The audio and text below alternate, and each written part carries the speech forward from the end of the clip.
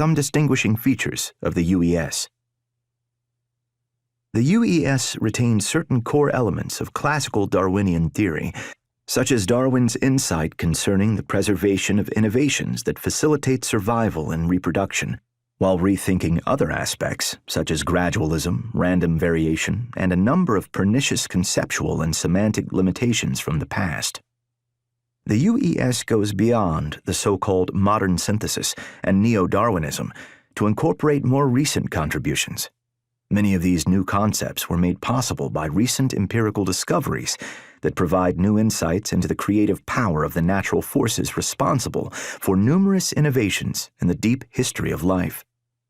The new contributions have been variously labeled as self-organization, evolutionary developmental biology, or EVO-DEVO, facilitated variation, organismic systems approach, evolvability, and the extended, expanded, and integrated evolutionary synthesis.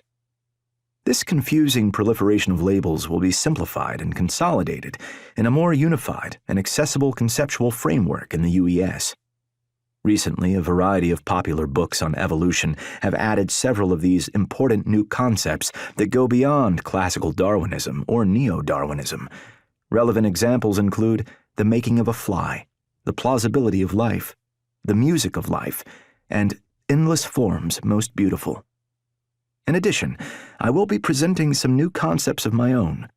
Perhaps the most interesting of these is what I call Emergent Evolutionary Potential, EEP, which redefines reality to include new opportunities that naturally arise during the evolutionary process. The classical concept of Darwinian natural selection, which is based on incremental change, simply cannot do justice to the varieties of new structures and functions that arise when formally separate entities come together and interact in useful ways.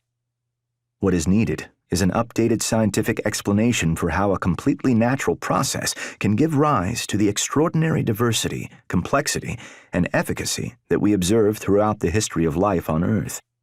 This explanation should incorporate a broad range of recent empirical discoveries in molecular, cellular, and developmental biology. It should also address several new theoretical elements that are candidates for the UES. The resulting synthesis is a more credible and updated evolutionary theory that is consistent with our 21st century knowledge.